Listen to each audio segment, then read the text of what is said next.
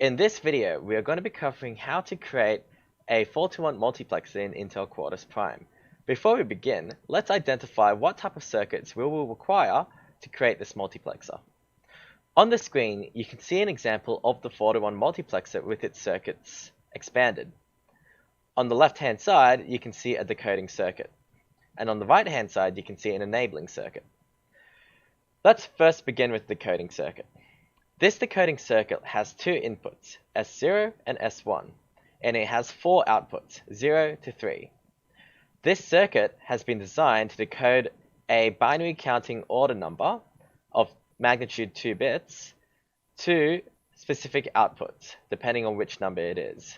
So, for example, if both S0 and S1 are 0, the output 0 is activated. So therefore, this becomes logic high.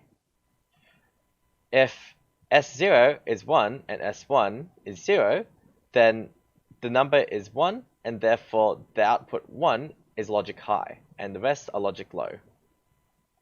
And this pretty much goes on until the last output. So that's the decoding circuit. So this allows us to select between 4 different systems using only 2-bit numbers. On the right-hand side, you can see the enabling circuit. This enabling circuit consists of 4 AND gates, 1, 2, 3, and 4, connected to a single OR gate over here. This allows any signal from any of the AND gates to pass through to Y.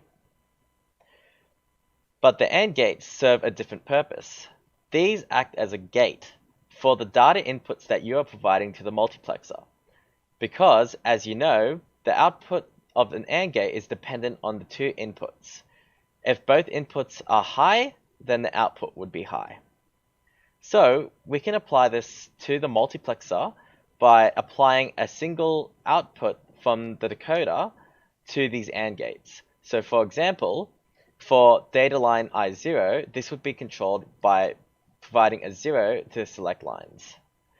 So for example, if this is high, then the output of I0 is then mimicked on Y, because this will be logic high 1, and then whatever the value of I0 is gets transferred to this output of the AND gate, because, as you know, if I0 is 0, then this will be 0, and then the output would be 0, and then if this was 1, then the output would be 1, so we've got 1 here, and the output would be 1, and therefore the output would be 1 over here.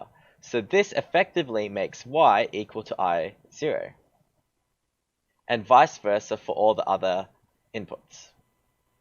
So as we can see, by controlling the decoder, we can control what input is selected and what input is outputted to Y.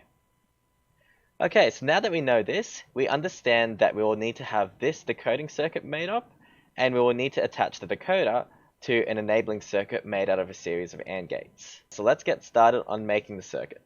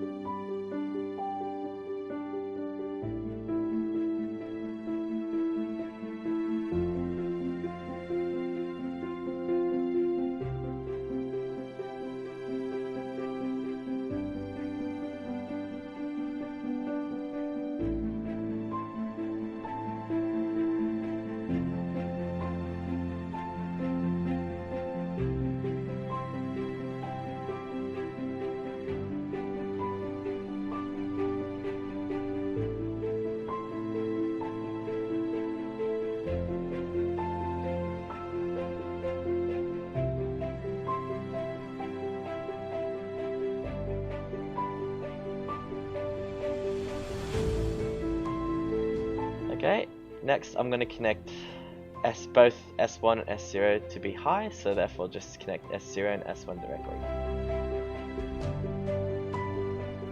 Okay, so now that I've wired that up, I'm just going to connect the outputs. So I'm going to get an output pin connected to each of the AND gates.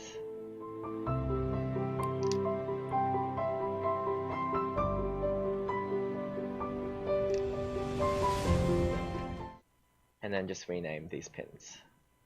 So I'm going to rename this O0, O1, O2, and O3. So if you just want to keep going down in a line, just press enter. Okay, so this is our decoding circuit. So I'm going to save this as the decoder. So for 2-bit decoder. And now I'm going to go and make this into a symbol file. To do this, all I need to do is just click File, create Update, and create symbol files for the current file. Then just save. Okay, now that we've saved that, let's go and create the actual multiplexer now. So I'm going to create a new file, block diagram schematic file, and then draw up the multiplexer schematic. Before we do that though, let's put our inputs and outputs as per usual. So inputs, we need I0, I1, I2, and I3 plus our select lines. So first I'm going to do is I0, I1, I2, and I3, then our select lines. You can see that I'm placing these in weird locations, and the reason why is because we will need to be placing the circuits in different locations. So the decoding circuit generally would be in the start, and then our enabling circuit would be on the middle area. Okay, so now what I'm going to do is get those output lines. So we've got one output there, which represents the output of our multiplexer. Now I'm going to get the symbol files that I require. So project to get our 2-bit decoder. We'll put that around here. And then we'll need a series of 4 AND gates and 1 OR gate. Logic, series of 4 AND gates. And then the OR gate. So I'll need an OR 4 gate. Alright, there we go. Now I'm going to line these up to make life a bit easier as per usual. Yep. And then now I'm going to connect the output of our decoder. So this first one would be to O0, next one would be to O1, next one to O2, and last one to O3. Okay, I've just made a mistake there.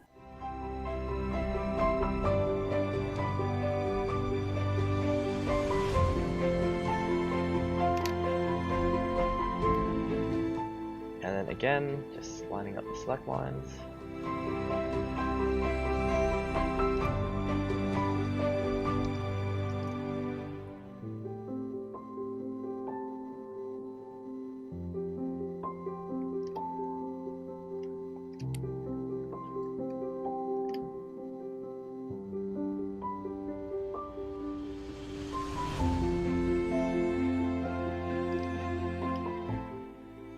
Okay, so now I'm going to rename my pins.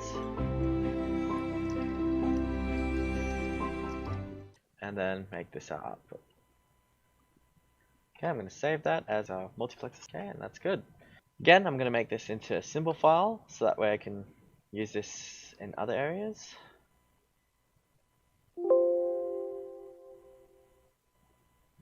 Okay, now that's done. But before we call this finished, let's go and test to see if this fits into our specifications. Okay, so now we're going to start simulating. To simulate, what we need to do first is compile the design. So double click that and just run it. While that's happening, just a few things that you may need to take note of. The first thing is that the simulation software does not like file names with spaces or numbers.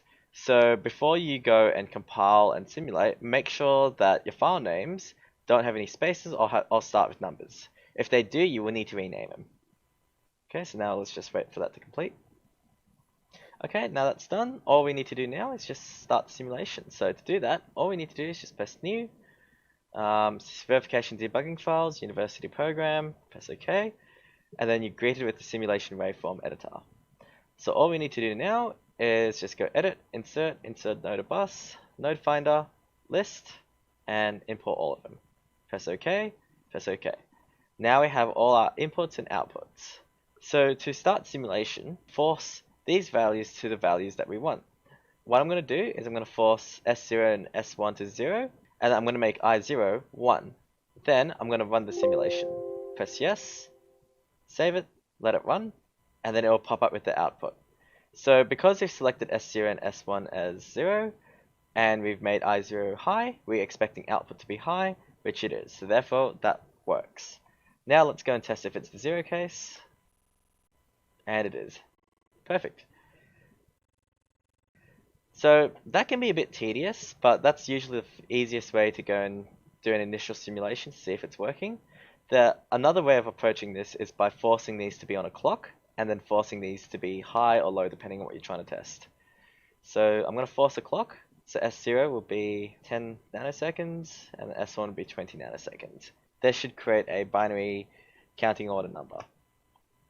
As you can see, 0, 1, 2, and then 3. So all I need to do now is just force these to the relevant values. So I'm going to go with I1 as 1 and I3 as 1. So this is just a random simulation.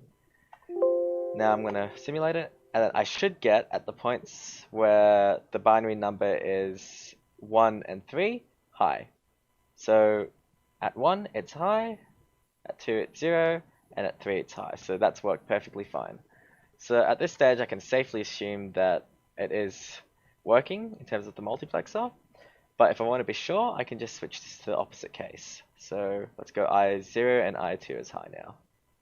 And then this should be the inverse of that wave. And it is.